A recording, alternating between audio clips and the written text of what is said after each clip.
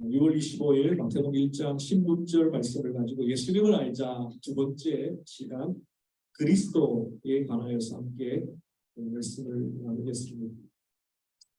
마태는 예수님의 족보를 그리고 예수님의 탄생의 이야기를 시작으로 마태복음을 열고 있습니다.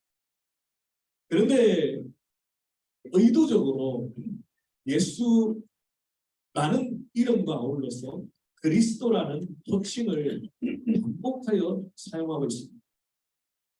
1절 본문 말씀에도 보면 아브라함과 다윗의 자손 예수의 계보라 하지 않고 예수 그리스도의 계보라 기록합니다. 오늘 우리가 읽었던 본문의 말씀은 보다 구체적으로 설명합니다. 마리아에게서 그리스도라 칭하는 예수가 나뉘어 뿐만 아니라 17절 18절에도 그리스도라고 기록하며 그는 의도적으로 예수님을 그리스도라고 설명하고 있습니다. 21세기를 살아가는 오늘 현대 그리스도인들에게는 이 그리스도가 무엇을 의미하는지 선뜻 피부로 와닿지 않습니다. 그런데 마태복음의 수신자로 알려져 있는 유대인 혹은 유대적인 배경을 가지고 있는 그리스도인 그들에게는 그리스도라는 단어가 무엇을 의미하는지를 잘 알고 있었습니다. 그들은 구약 성경에서부터 하나님께서 예언하신 메시아 그리스도에 관한 예언의 말씀을 잘 알고 있었기 때문에 마태는 이 예수가 이 나사렛 예수가 하나님이 예언하신 그리스도라고 설명하고 있습니다.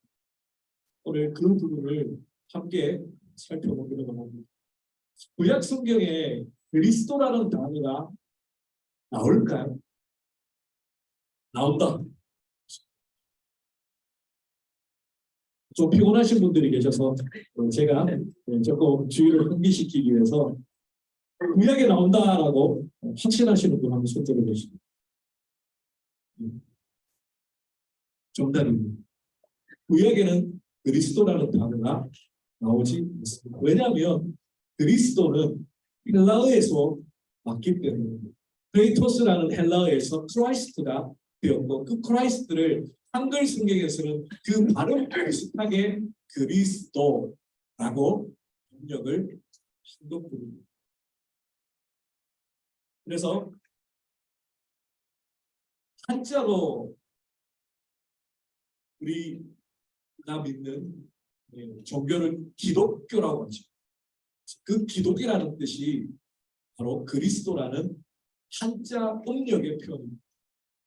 그래서 지금 요즘의 책들은 보면 기독교라고 표현되어 있지만 옛날 신학책들을 보면 그리스도교라고 번역을 해놓았습니다. 그래서 크라이스트 혹은 그리스도 혹은 기도 혹은 크리스토스 이 헬라어의 발음 이 모두가 다 같은 뜻을 가지고 있습니다. 그런데 구약 성경에는 그리스도라는 단어는 없지만 그리스도와 같은 개념의 같은 뜻을 가진 단어가 있습니다. 그게 여러분이 잘 아시는 메시아입니다. 메시아라는 단어가 그리스도라는 단어의 같은 의미를 가진 히브리적 발음 메시아 그것을 한글 성경에는 발음 그대로 메시야 혹은 메시아 이렇게 기록을 해두었습니다. 문자적인 의미는 기름 부음을 받으신 자, 그 anointed one, 기름 부음을 받은 자라는 뜻이 문자적인 것입니다. 그리스도든 메시아든 기독이든 다 기름 부음을 받은 자라는 뜻입니다. 그래서 이 메시아라는 단어가 구약 성경에 딱 두 군데 기록되어 있습니다. 다니엘서 9장 25절과 26절입니다. 기름 부음을 받은 자, 한글 성경에는 그렇게 번역이 되어 있고요. 원어 성경에는 메시아 그렇게 되어 있습니다. 사실 이 다니엘서 9장 가장 해석하기 어려운 예언 중에 하나입니다. 이 예언의 말씀이 예수님의 초림에 관한 예언의 말씀인지 예수님이 다시 오시는 재림에 관한 예언의 말씀, 학자들은 여전히 토론 중에 있고 결론을 내리지 못했습니다. 그런데 구약 성경에서 이 메시아라는 단어가 기록되어져 있지는 않지만 기름을 붓다 혹은 기름 부음을 받은 자라고 의역을 해놓은 본문이 하나 더 있습니다. 이사야 45장 1절 말씀입니다. 이 본문은 좀 중요하기 때문에 제가 읽어드리겠습니다. 여호와께서 그의 기름 부음을 받은 고레스에게 이같이 말씀하시되 내가 그의 오른손을 붙들고 그 앞에 열국을 항복하게 하며 내가 왕들의 허리를 풀어 그 앞에 문들을 열고 성문들이 닫히지 못하게 하리라. 이 본문은 1차적으로 아사왕 페르시아 왕국의 고레스 왕이 하나님께 쓰임 받을 것을 예언한 말씀. 그러나 2차적으로는 바로 예수 그리스도의 출현을 다시 이 땅에 오심을 예언한 말씀입니다. 메시아에 대한 말씀입니다. 그래서 고레스 왕과 2000년 전에 이 땅에 오신 예수 그리스도의 공통성을 연결하는 본문이 방금 이사야 45장 1절 말씀. 어떤 공통점이 있습니까? 하나님께서 택하신 종이라는 뜻입니다. 고레스를 통하여 하나님께서 일하시고 예수님을 통해서 하나님께서 일하시고 하나님의 백성들을 구원하시고 그 대적들을 물리치시고 하나님의 나라와 하나님의 열방의 통치를 드러내시고 하나님의 뜻을 완성하시는데 사용하는 이런 부음을 받은 자가 고레스 왕입니다. 이사야 예언의 1차적인 결과, 2차적인 결과는 바로 그리스도이신 예수께서 이 땅에 오셔서 하나님이 택하신 하나님의 종으로 하나님의 백성들의 구원을 위하여 십자가를 지시고 그 대적인 사단마귀를 부활의 승리로 이루어내시고 하나님의 뜻을 완성하신 하나님의 종으로 예수님이 이 땅에 오셨다라는 것을 확인하는 말씀이 바로 이사야 말씀. 그래서 구약에서부터 예수님 당시에까지 이스라엘 백성들에게는 막연한 기대 사상이 있었는데 그것이 바로 메시아 대망 사상.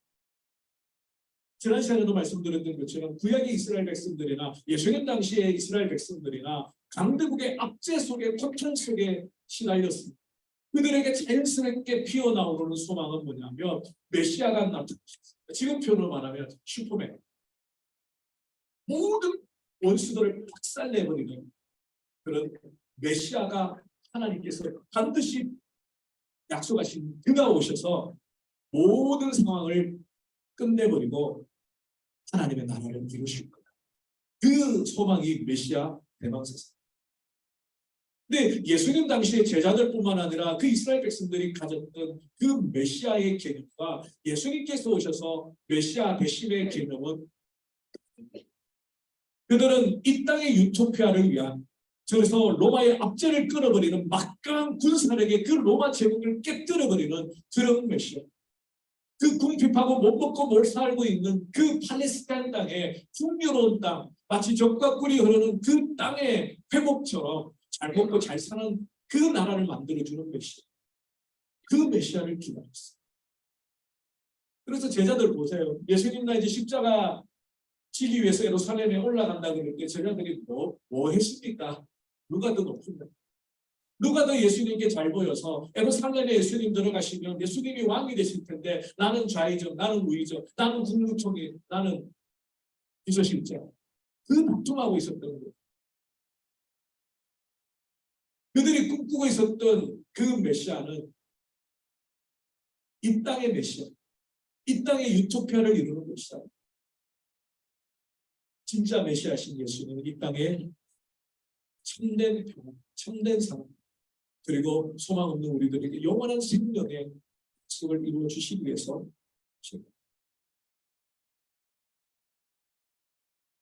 그래서 메시아를 기다리고 있었던 수많은 믿음의 사람, 그들 중에는 진실로 기다릴 사람도 있습니다.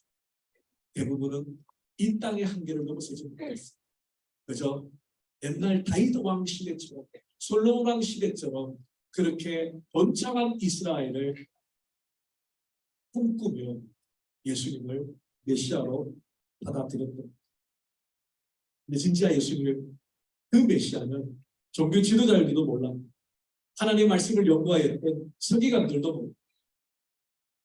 고난당하는 종으로 오신 그 메시아를 그들은 알지 못했습니다. 그래서 요한복음 1장에 보면 자기 백성을 구원하기 위하여 오셨지만 그들이 예수님을 외면할 정도가 아니죠. 오히려 십자가에 못 박았죠.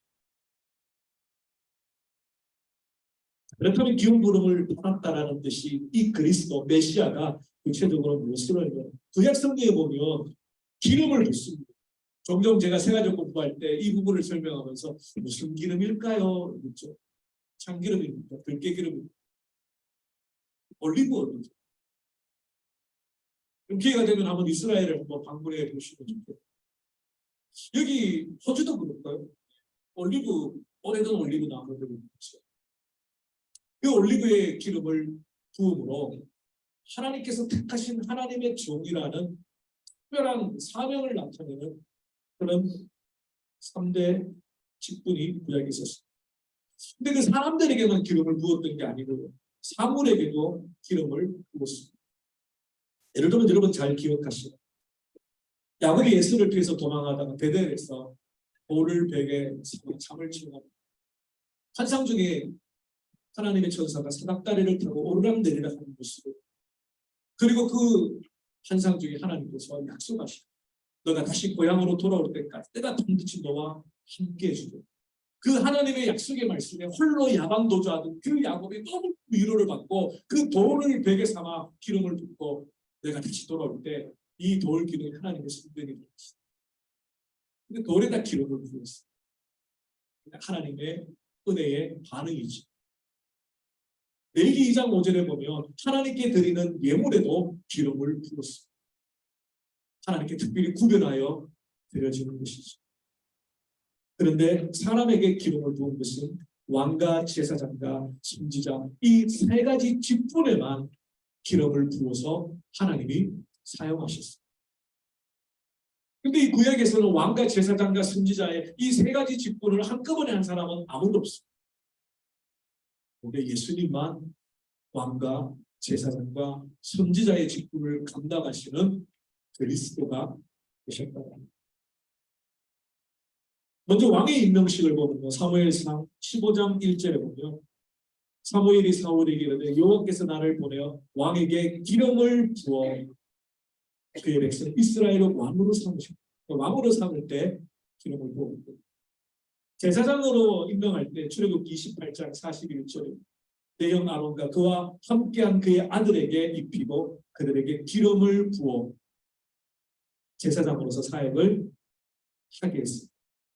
세 번째는 열왕기상 19장 16절에 보면 엘리야에게 너를 대신하여 엘리사에게 기름을 부어 선지자로 사역을 하도록. 그래서 구약에서는 하나님께서 특별하게 왕과 제사장과 선지자에게 이 기름을 부음으로 하나님의 사명을 각기 다르게, 왕은 왕으로서, 선지자는 선지자로서, 제사장은 제사장으로서 역할을 하게끔 하셨습니다. 이것이 예수님에게는 한 사람에게 왕, 제사장, 선지자의 세 가지 직분이 그대로 이어지게 됩니다. 이것을 그리스도의 삼중직이라고 합니다. 예수님께서는 제사장과 선지자의 직분을 감당하셨습니다. 제가 종종 말씀드리는 구약과 신약을 읽을 때 우리는 연속성과 부연속성을 가져야 됩니다. 분명히 예수 그리스도를 통하여 구약의 예언이 완성되었고 성취되었다는 의미에서 마침표를 예수님이 찍으셨습니다. 그렇다고 해서 구약의 성경이 필요 없는 게 아닙니다. 구약 성경과 신약 성경은 연속성이 있는 반면에 부연속성이 있습니다. 구약의 성경이 더 완성되고 성취된 것이 신약의 예수 그리스도입니다. 그래서 구약의 왕과 선지자와 제사장의 사명을 예수님이 그대로 이어받아서 하시지만 구약의 왕과 제사장과 선지자보다 더 탁월한 사명으로 그리스도의 사명을 이루신다는 겁니다. 간략하게 첫 번째로 그리스도는 왕이십니다. 특별히 마태복음을 사자복음이라고 말합니다. 왕이신 예수 그리스도에게 초점이 맞춰져 있습니다. 그래서 마태복음을 보면 예수님이 왕으로서의 아주 위엄의 모습, 아주 선포하는 모습, 마치 여러분 아이들이 보는 그 영화 있죠. 나니아 연대기에 예수님을 상징하는 그 사자가 재단에 받쳐져서 죽고 사흘 만에 부활하잖아요. 그 예수님의 모습을 마태는 사자 복음으로 그렇게 나타내고 있습니다. 왕이신 예수님께 초점이 맞추고 있습니다. 요한계시록 17장 14절에 보면 그들이 어린 양과 더불어 싸우려니와 어린 양은 만주의 주시오 만왕의 왕이시니 그들을 이기실 터이요 또 그와 함께 있는 자들 곧 부르심을 받고 택하심을 받은 진실한 자들도 이기리로다. 왕이신 하나님, 왕이신 예수님, 왕이신 그리스도 그분 때문에 그분을 믿는 하나님의 백성들이 결국 죄와 사망의 권세를 이기고 사단의 권세를 이기고 병마의 권세를 이기고 최후의 승리를 얻게 될 것이다. 그 약속의 말씀을 이루시는 주님의 모습으로 왕이신 주, 왕이신 그리스도의 모습입니다. 그렇습니다. 예수님께서는 십자가의 죽음에서 부활하심으로 그 왕권을 회복하셨고 이런 표현이 맞을지 모르겠지만 태초에 아담과 하와가 하나님께서 모든 만물을 다스릴 권한을 위임해 주셨지만 선악과를 먹고 불순종하고 그 모든 권한을 사단에게 빼앗긴 것처럼 그래서 지금 사단이 공중의 권세를 잡고 마치 세상을 통치하는 것처럼 보이지만 하나님의 절대 주권은 사단의 권세 위에 있습니다. 그러나 세상 가운데 우리의 연약한 모습을 볼 때 죄와 싸우다가 넘어지고 쓰러지는 우리의 모습 세상은 점점 더 하여져가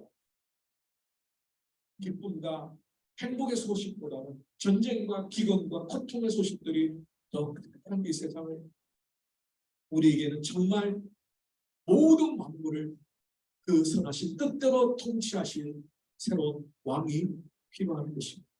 예수님께서 이 땅에 오셔서 가장 먼저 선포하셨던 하나님의 나라, 킹덤 오브 그 하나님의 나라의 왕이신 그리스도께서 다스리고 통치하실 그 나라를 우리는 기대하고 소망합니다. 어쩌면 그 완성은 주님이 재림하셔서 우리가 들어갈 새하늘과 새 땅 천국에서 이루어지겠지. 그 사명을 우리 그리스도인들에게 우리 교회에 맡겨 주셨다는 겁니다. 예수님 당시에 로마는 세계를 지배하며 압제하였습니다. 모든 약소국들을 짓밟았습니다. 통치하였습니다. 그것이 세상의 군왕의 모습.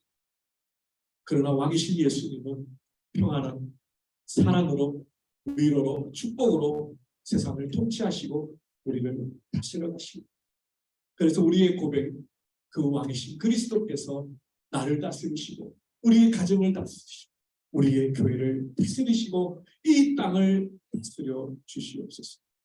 그것이 우리의 소망이 되어야 합니다.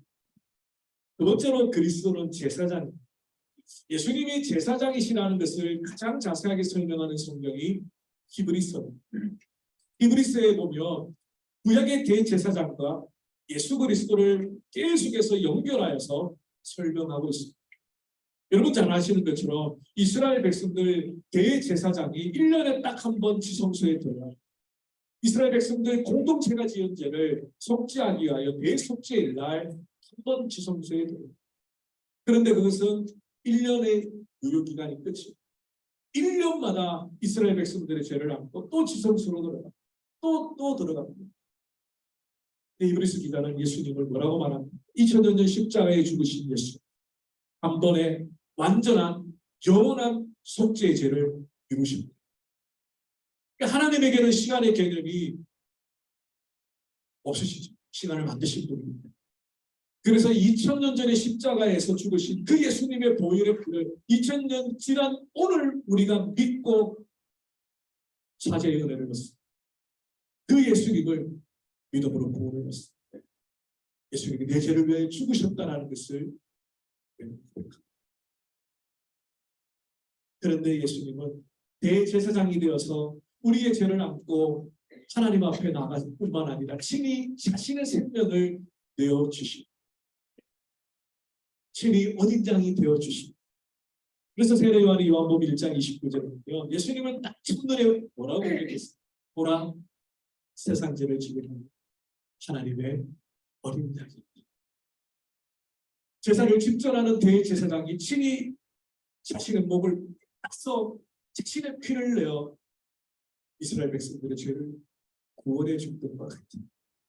그런데 그럼에도 불구하고 양의 피는 유효기간이 1년. 그러나 예수님은 한 번에 영원한 속죄 제물이 되셨기 때문에 우리는 그분의 보혈의 피로 영원토록 자제 연총 누리고 죄사함의 감격과 기쁨을 경험할 수 있습니다.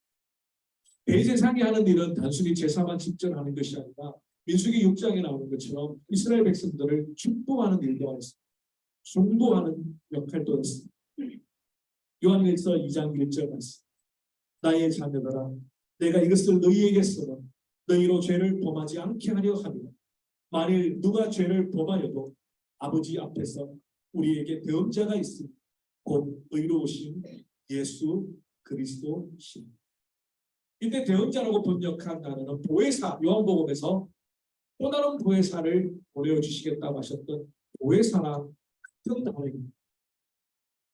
그러므로 예수님께서 지금 우리를 위한 2000년의 십자가에 죽으시고 나 이제 할 일 다 했어. 그리고 그냥 보좌 우편에 계시는 게 아니라 보좌 우편에서 우리를 위하여 축복하고 계십니다. 우리를 축복하고 계시다. 우리가 더 이상 죄의 노예가 되지 아니하고 죄의 거꾸로 지지 않도록 우리를 위하여 축복하고 계시다. 그리고 우리를 위하여 시공간의 재앙을 받지 않는 성령 하나님을 우리의 마음속에 우리의 영혼 속에 자전케 하셨습니다. 우리가 하나님의 백성으로 흔들리지 않고 죄의 유혹 가운데 흔들리지 않고 세상의 소가 곁길로 나가지 않고 우리에게서 그 은혜로 샘솟도록 말씀과 기도를 통하여서 우리를 회복시키는 역할을 성령께서 하십니다. 그러므로 성령 하나님도 보혜사이시고 예수 그리스도 바로 대언자 보혜사가 되시는 것입니다. 그러므로 우리의 죄와 관련하여 예수님은 우리를 대신하여 십자가를 지시고 친히 어린 양이 되시고 하나님 앞에 속죄 제사를 드리셨습니다. 우리는 그분으로 인하여 더 이상 죄가 우리를 두렵게 만들지 죄의 심판이 죄의 저주가 우리를 끌고 가십니다. 죄를 끊어버리는 귀한 역할을 하신 것이 바로 제사장이신 어린 양이 되신 그리스도 그분이십니다. 마지막 세 번째로 그리스도는 선지자이시고 예언자이시죠. 예수님께서 공생애를 시작하시면서 계셨던 복음이 바로 회개랑 천국이 가까이 회개와 천국.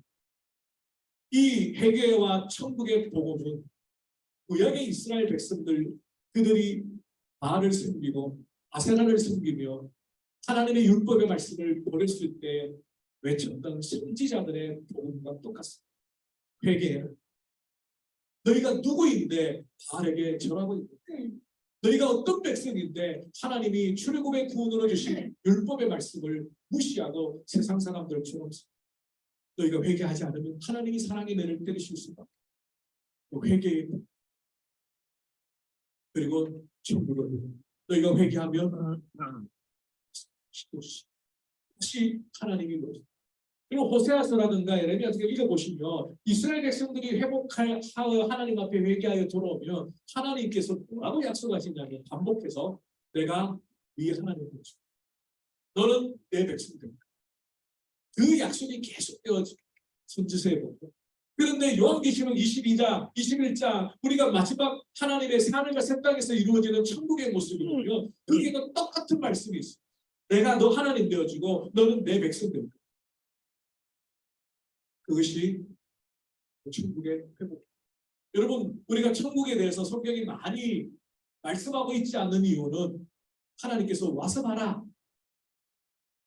천국에 와서 깜짝 놀라라. 그런 뜻이라고 제가 설명을 드립니다. 그래서 성경은 천국에 가서 하나에서 많이 다루고 있지는 않습니다. 그런데 천국의 핵심은 하나님. 여러분, 천국이 아무리 좋아도 거기에 하나님이 계시지 않는다면 그 천국에 여러분 가고 싶습니까? 예. 라고 대답하시면 제가 많이 당황스러워요.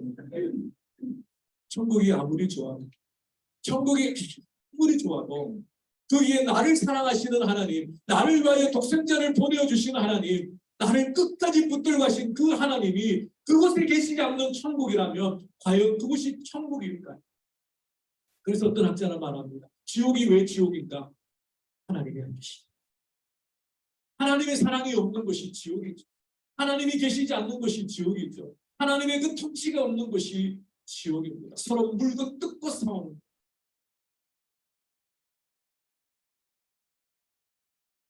예수님께서 선지자가 되시는 바로 그 천국에서 그 천국의 주인이 그 주님께서 이 땅에 오셔서 천국의 복음을 전합니다. 그래서 세례요한이 전했던 복음이나 예수님이 전했던 복음이나 문장은 똑같습니다. 회개하라 천국이 가까이. 세례요한도 그렇게 외쳤고요. 예수님도 그렇게 외쳤습니다. 그런데 단어는 같을지 모르겠지만 문장은 같을지 모르겠지만 천국의 개념은 아닙니다. 세례요한은 천국을 못 봤습니다. 천국에서 왔는 사람이 아닙니다. 그저 천국을 기대하고 천국을 꿈꾸는 사람일 뿐이죠. 그러나 예수님은 천국에서 오셨습니다. 아니 천국의 주인이십니다. 그리고 우리에게 약속하셨습니다.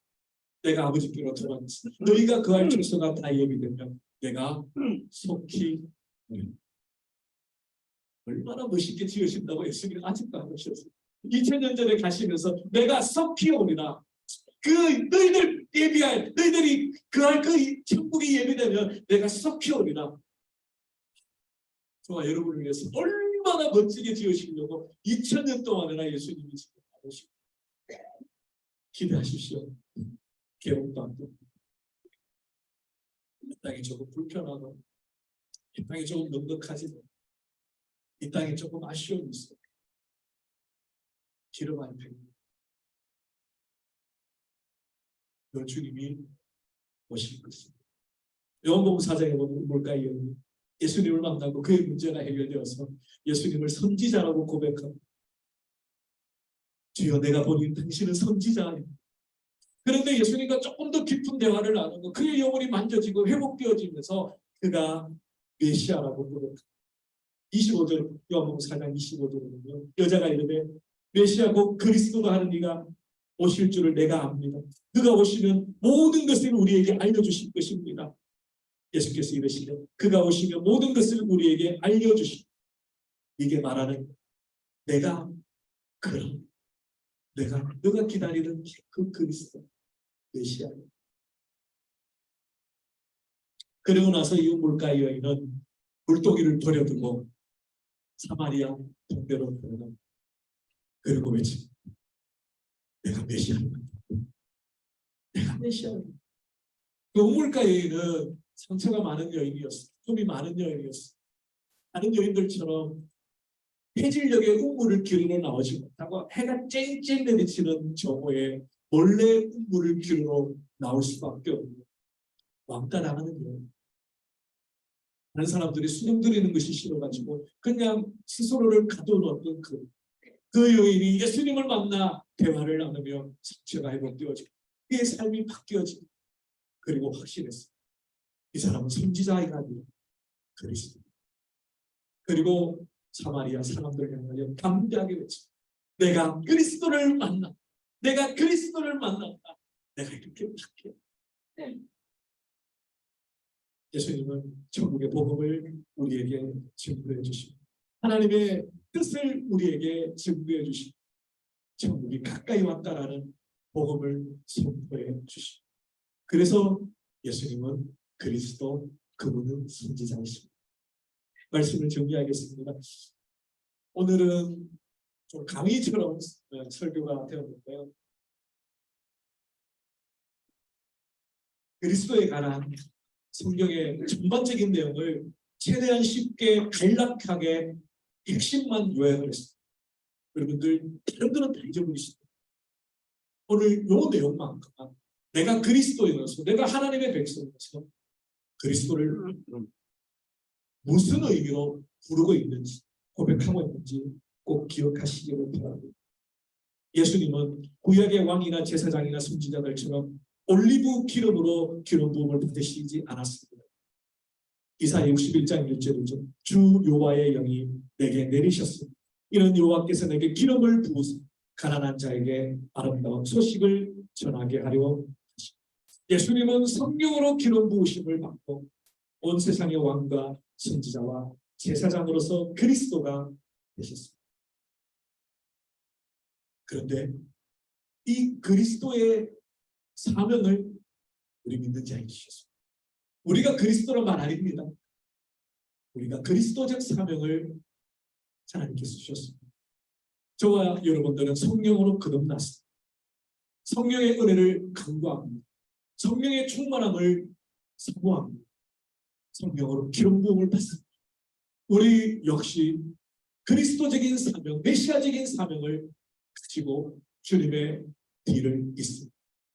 왕이신 주님, 선지자이신 주님, 제사장이신 주님과 같이 우리도 주님의 말씀으로 온 세상 가운데 주님과 함께 왕노릇할 것입니다.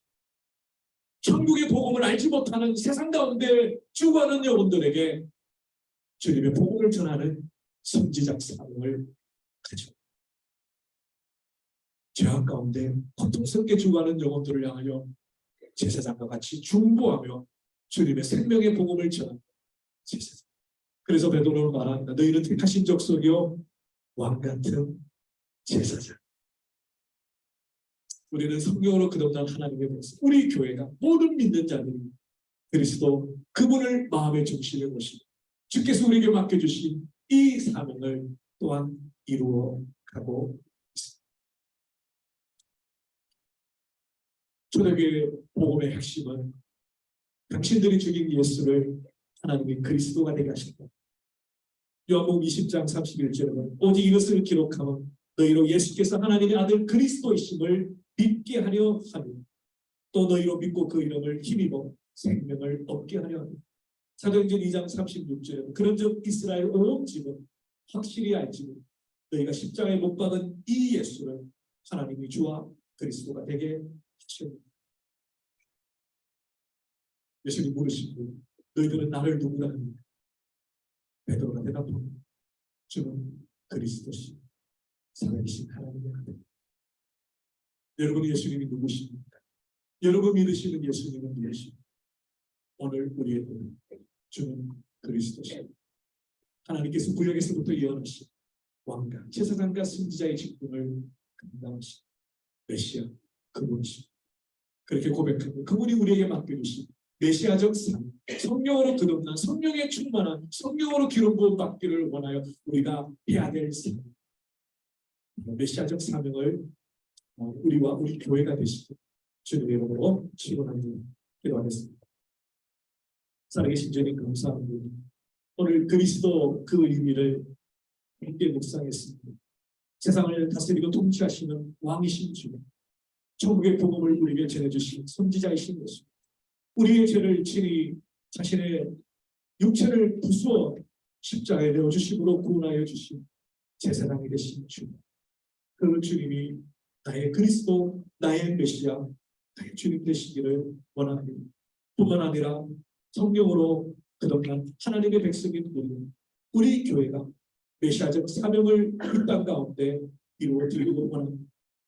복음이 통치하는 나라, 우리가 가는 곳마다 하나님의 나라가 선언되어지고 주님의 주권 되심이 선포되어지고 주님과 함께 왕노릇할 소망을 가지고 우리가 서 있는 그곳이 하나님 나라가 되기를 원합니다. 우리가 알고 있는 이 생명의 복음을 주고하는 영혼들에게 전거되어지고 우리가 선지자의 역할을 감당할 뿐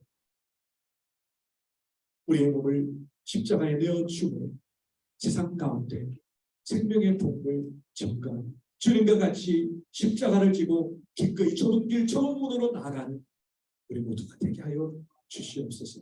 감사합니다. 우리 주 예수 그리스도의 이름으로 기도 올리옵나이다.